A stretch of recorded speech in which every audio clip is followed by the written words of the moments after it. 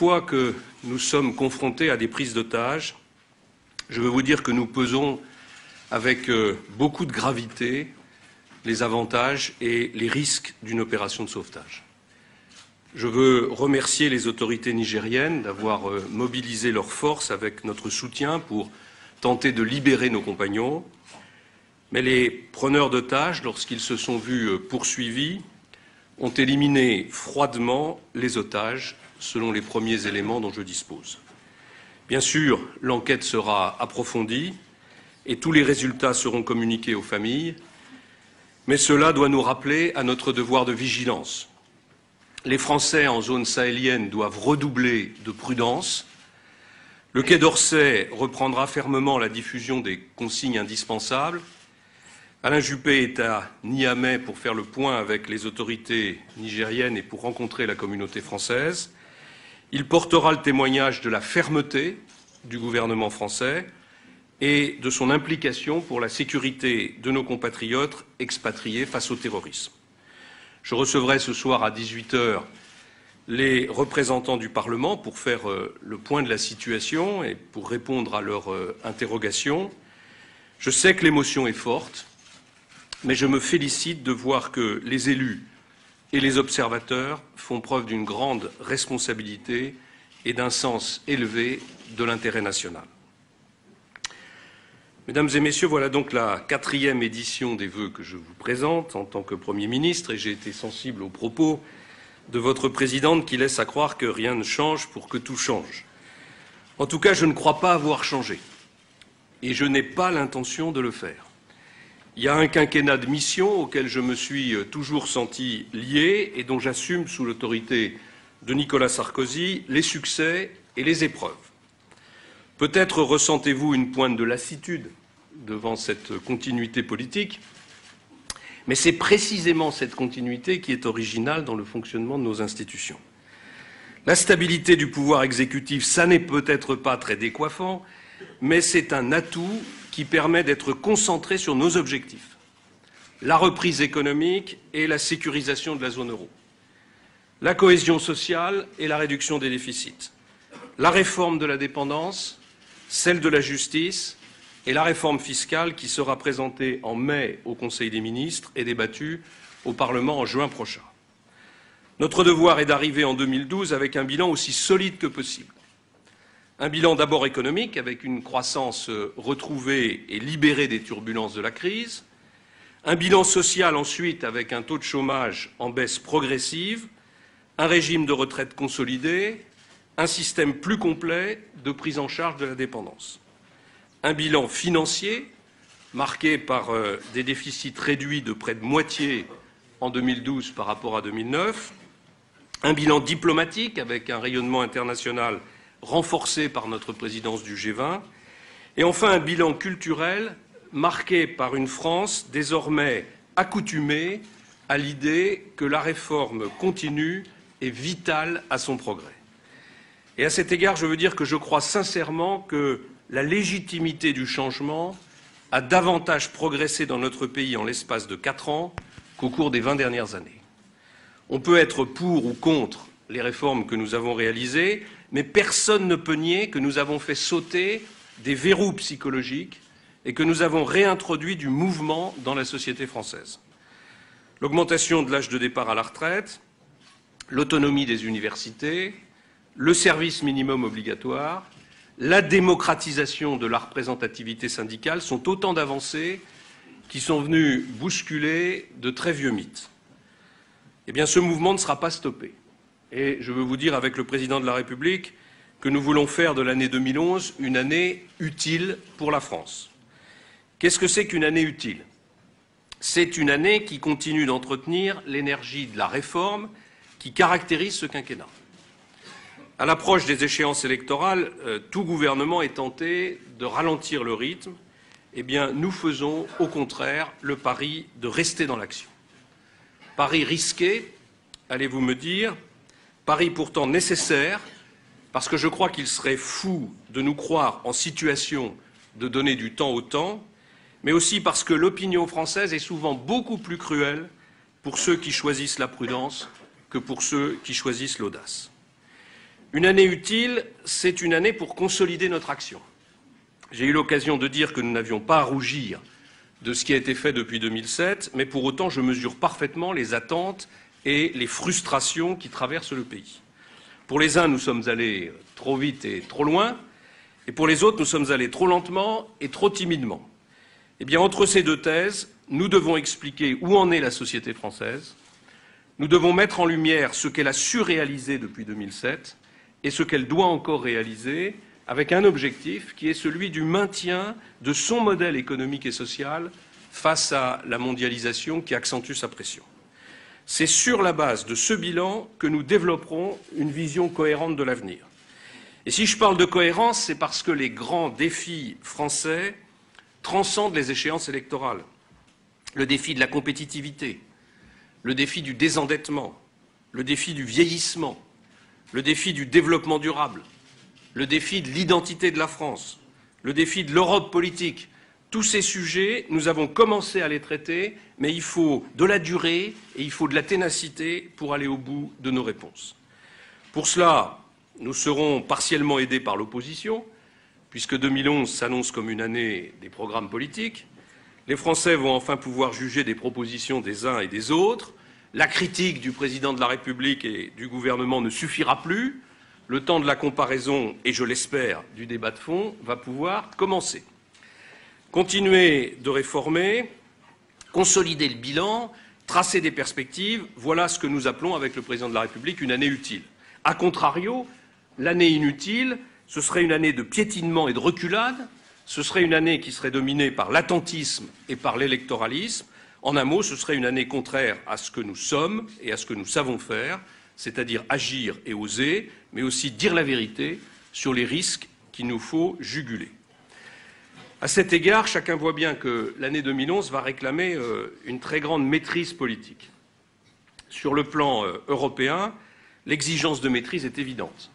Avec l'Allemagne, la France a un rôle éminent à jouer pour sécuriser l'euro et l'Europe. Ça signifie trois choses: renforcer l'union politique en structurant la gouvernance de l'Union, accentuer nos efforts sur l'investissement, notamment en réorientant les programmes européens de recherche pour maximiser leur effet sur l'industrie, et enfin imposer sur le plan budgétaire une trajectoire vertueuse à tous les États européens. L'instabilité des marchés financiers suscite des controverses sur l'euro, controverses auxquelles je veux répondre, parce que je suis inquiet du scepticisme qui entoure l'Union européenne. Et n'ayant pas voté pour le traité de Maastricht, je ne crois ne pas être suspecté, ne pas pouvoir être suspecté de dogmatisme en la matière. Cette crise n'est pas la crise de l'euro. C'est avant tout la crise de pays qui ont été affaiblis par la récession économique qui a révélé et qui a amplifié les lacunes de leur modèle de croissance. Dans la plupart des États européens, les ajustements sont devenus inévitables et nous ne devons pas laisser croire qu'ils ne seraient pas intervenus si ces pays n'avaient pas appartenu à la zone euro. Pour tout dire, cette crise ne remet en cause ni la pertinence de l'euro, ni les bienfaits apportés par plus de 10 années de stabilité d'échange. Dois-je aussi rappeler que lorsque l'on examine la situation des finances publiques de la zone euro dans son ensemble, elle est beaucoup moins dégradée que celle des États-Unis ou du Japon, tant en termes de déficit qu'en termes de dette. La volonté des pays membres de la zone euro est forte. L'ampleur des mesures qui ont été adoptées ces derniers mois ou qui sont en cours d'adoption le prouve. L'euro, c'est un projet irrévocable. Et les difficultés que nous rencontrons, je veux leur voir au moins un mérite, celui de relancer le principe d'une direction politique renforcée de l'Union européenne et d'une plus grande intégration des pays qui en partagent la monnaie. Sur le plan national, la maîtrise politique sera là aussi de mise pour accompagner la reprise. Pour l'année 2010, la croissance française devrait être proche de 1,6%. Nos prévisions sont donc vérifiées. Pour 2011, selon l'INSEE, la croissance de la zone euro devrait se modérer d'ici juin sous l'effet du ralentissement des débouchés à l'exportation et de la mise en œuvre des mesures de redressement des finances publiques. Pour l'heure, en l'absence d'une aggravation de la crise des dettes souveraines en 2011, l'objectif d'une croissance de notre économie de 2% continue d'être à notre portée. En novembre, la production industrielle a progressé de 2,3% et la consommation des produits manufacturés est en hausse de 2,8%. Le climat des affaires, tel qu'il est mesuré par l'INSEE, a poursuivi en décembre sa progression, notamment dans l'industrie où l'indice dépasse désormais la moyenne de long terme. L'ensemble des indicateurs montrent que la croissance de l'économie française s'est accélérée au 4e trimestre et que cette tendance favorable devrait se poursuivre en 2011. Cet objectif de croissance exigera un pilotage très serré. D'un côté, nous allons nourrir le développement de notre économie avec la suppression de la taxe professionnelle qui va permettre d'injecter 4,3 milliards d'euros dans les entreprises en 2011 et avec les investissements d'avenir qui vont donner lieu cette année à l'engagement de 15 à 20 milliards d'euros. Et de l'autre, nous respecterons scrupuleusement nos engagements en matière de réduction des déficits. Parce qu'il n'est pas envisageable d'augmenter notre pression fiscale, qui est déjà l'une des plus élevées de tous les pays européens, nous menons la plus sévère politique de limitation des dépenses publiques jamais réalisée depuis 20 ans dans notre pays. Gel en valeur des moyens des ministères, des transferts aux collectivités territoriales, réduction des dépenses de fonctionnement et d'intervention des administrations de 10% en 3 ans, dont 5% cette année, poursuite du non-remplacement d'un départ à la retraite sur 2 dans la fonction publique de l'État, dont je voudrais indiquer que les effectifs passent cette année sous la barre des 2 millions et reviennent à leur niveau du début des années 90. Réduction des niches fiscales avec 10 milliards d'euros d'économies dès 2011, monopole fiscal des lois de finances afin de mettre fin à la multiplication intempestive et permanente des dépenses fiscales dans tous les projets de loi.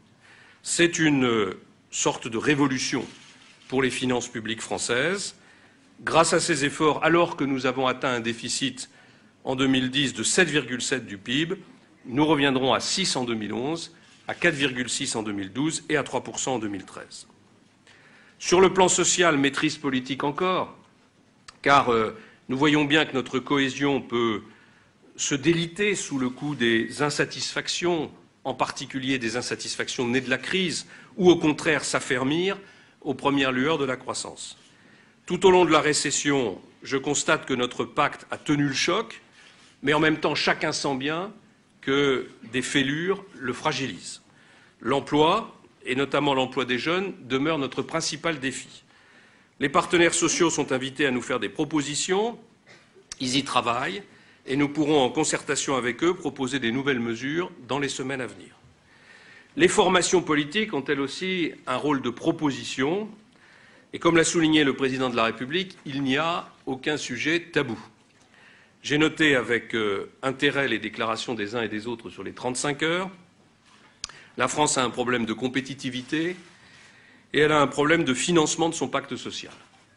Il est donc parfaitement légitime de s'interroger sur les conditions de l'activité, elle qui constitue le principal instrument de création de richesse nationale. On ne pourra pas, à moyen terme, défendre nos industries, maintenir notre pacte social, réduire nos déficits sans être encore plus productifs. Et j'ajoute qu'on ne pourra pas éternellement avancer dans l'intégration économique, fiscale et sociale de l'Europe et maintenir en même temps entre nos États des écarts flagrants en matière d'organisation du travail. Toute réflexion sur la durée légale du travail doit donc s'inscrire dans le cadre d'une analyse plus globale sur la convergence européenne. Dans ce débat sur les 35 heures, il faut regarder les choses sans dogmatisme et sans excès. Il faut prendre en compte l'ensemble des paramètres qui ne se résument pas à la seule durée d'activité, mais aussi à la qualité de l'activité. Il faut écouter les entrepreneurs, il faut écouter les syndicats de salariés, parce que ce sont eux qui sont au cœur de l'organisation du travail. Et enfin, il faut mesurer les évolutions que nous avons introduites depuis 2003 et s'appuyer sur elles pour aller éventuellement plus loin. Je veux rappeler que la loi de 2008 a tout renvoyé aux accords d'entreprise. En matière de durée du travail, les accords d'entreprise, depuis 2003, s'imposent aux accords de branche. On ne peut donc plus dire qu'il y a un verrou de la branche comme on le connaissait auparavant. Les accords d'entreprise peuvent tout faire dans le respect des durées maximales, 48 heures par semaine ou 44 heures sur 12 semaines. fixer le nombre d'heures supplémentaires, les mécanismes de modulation et les mécanismes d'aménagement du temps de travail sur l'année. Donc les assouplissements existent et les possibilités d'aménagement ne demandent qu'à être utilisées. Alors pourquoi ne le sont-elles pas suffisamment? D'abord parce que des compromis ont été rudement négociés sur le terrain et que chacun craint de bouleverser les équilibres. Ensuite parce que les allègements de charges permettent aux entreprises de tenir debout malgré les RTT. Mais je voudrais cependant préciser sur ce point que ces allègements financent moins les 35 heures qu'elles ne soutiennent aujourd'hui les emplois peu qualifiés. La sortie des 35 heures ne résoudrait donc que partiellement le problème du coût du travail de ces emplois peu qualifiés. Je veux donc dire aux entreprises qu'il est hors de question de remettre en cause ces allègements qui sont un élément clé de notre compétitivité. Enfin, si les assouplissements ne sont pas pleinement utilisés, c'est peut-être aussi parce que la récession a figé les positions. Avec le retour de la croissance, il y aura à nouveau du grain à moudre et on peut penser que des négociations dans les entreprises vont se réenclencher. Et si tel n'était pas le cas, je veux dire avec beaucoup de force que c'est au niveau de l'entreprise et non de façon directive et unilatérale qu'il faudra imaginer des solutions nouvelles pour mieux organiser le temps de travail, en renforçant la liberté conventionnelle et en modernisant les dispositions du Code du travail. L'autre débat qui a suscité de vifs commentaires est celui de l'emploi à vie des fonctionnaires. Que la fonction publique ait besoin d'être modernisée, c'est certain. Mais il ne faut pas radicaliser des oppositions factices et il ne faut pas laisser entendre que l'État distribuerait des rentes à vie. Nous avons une fonction publique de carrière, recrutée par concours, qui fait l'armature d'un État impartial, avec une culture du service public et une compétence que beaucoup de gouvernements étrangers nous envient. Ça ne doit évidemment pas nous empêcher de développer de la souplesse pour la gestion des administrations, avec l'intervention des contractuels, et d'ailleurs nous le faisons. Cela ne veut pas dire que les fonctionnaires titulaires sont propriétaires de leur poste et de leur rémunération. C'est à l'État d'affecter ces fonctionnaires en fonction de leurs compétences et de développer la part de leur rémunération et de leur carrière, fonction de leur mérite et de leurs résultats, en tenant compte de leur engagement professionnel. À côté de l'emploi, la question de l'unité républicaine nous renvoie une fois de plus vers des socles fondamentaux auxquels je crois profondément. L'éducation, la politique de la ville, la sécurité, l'immigration, l'assimilation, dont la loi sur la burqa constitue l'un des instruments. Enfin, sur le plan politique, l'approche des échéances nationales peut être soit une source de revivification démocratique ou bien de crispation idéologique. Ce sera sans doute les deux. Là encore, nous devrons faire preuve de maîtrise en évitant de sombrer dans des affrontements inutiles ou brutaux. Et dans cet esprit, les élections cantonales ne devront pas être plus que de raison détournées de leurs enjeux locaux. Bref, l'année 2011 sera sensible et il reviendra au gouvernement de gérer les affaires de la France avec beaucoup de sang-froid. Ça sera d'autant plus nécessaire que nous serons soumis à une surchauffe préélectorale qui n'est jamais la meilleure des inspiratrices. L'approche des élections est toujours propice à un émiettement du pays qui voit les intérêts corporatistes se réveiller et être sollicités. Nous devrons défendre l'intérêt général, assurer la cohérence de la politique nationale et résister aux élans de la démagogie. Il va falloir répondre à la radicalisation de nos adversaires.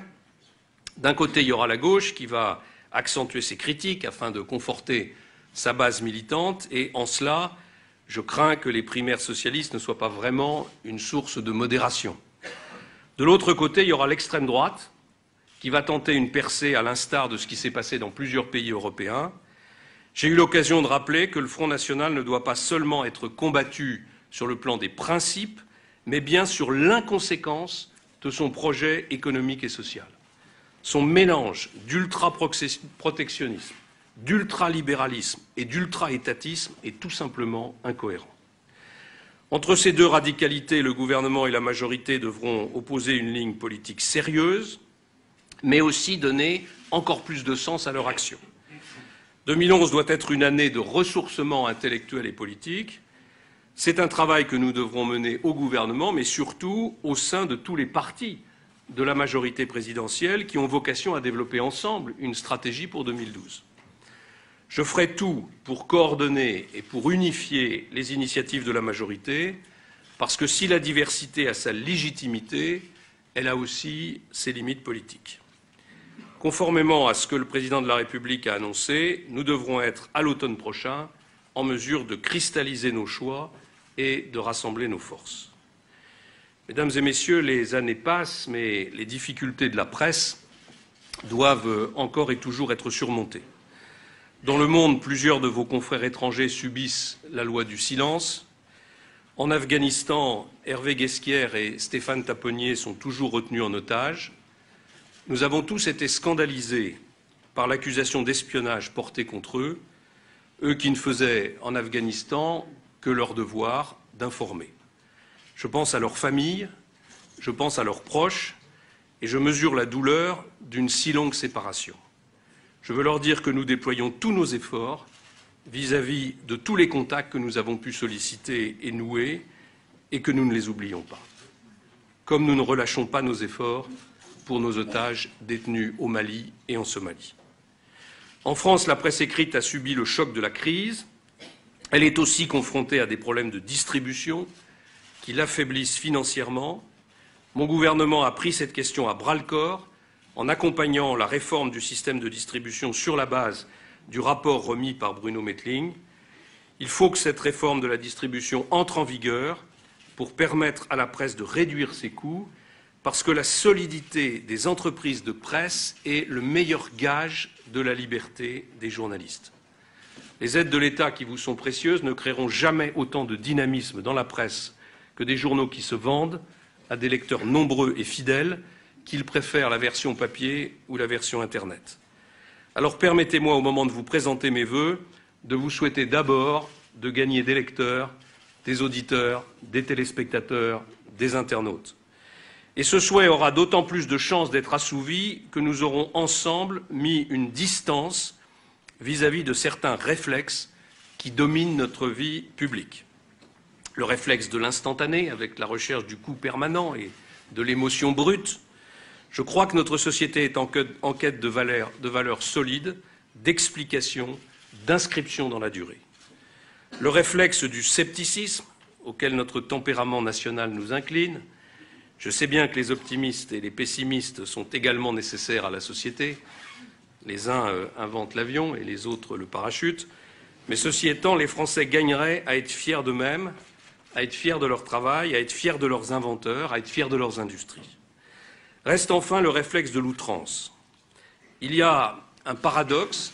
Plus les idéologies meurtrières et binaires s'effacent, plus notre débat public prend parfois des allures simplificatrices et brutales. Il y a eu tout au long de l'année 2010 quelques indices inquiétants d'une vie politique où le soupçon permanent et l'insulte facile prenaient le dessus sur une forme de retenue pourtant appréciée des Français. J'ai vu qu'un débat s'était noué autour de l'idée d'indignation. Rien ne serait en effet moins français que l'apathie et l'indifférence. Mais l'indignation pour l'indignation, ça n'est pas un mode de pensée.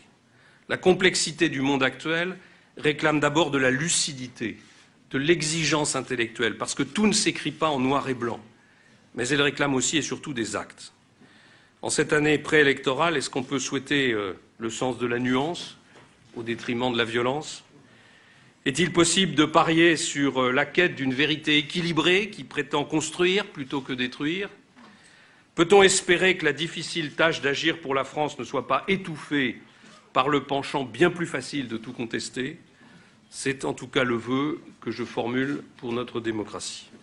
En cette nouvelle année, je vous adresse chaleureusement et sincèrement des vœux de bonheur et des vœux de santé, que chacun d'entre vous puisse éprouver des moments de passion professionnelle, mais aussi toutes ces joies personnelles qui donnent à la vie tout son sens.